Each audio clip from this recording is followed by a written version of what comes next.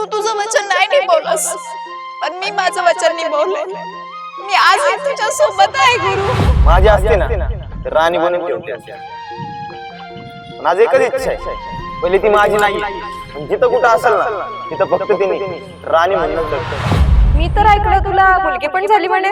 लाडूबाई पटकन या, शाळेला उशीर होतोय. शाळेत नीट राहायचं, टीचर काय म्हणते सगळं ऐकायचं. हो, शाना बाळ आहे ना माझा. म्हणजे तुमचं ठरलेलंच आहे की माझी इच्छा नसताना तुम्हाला तिथे जायचंच.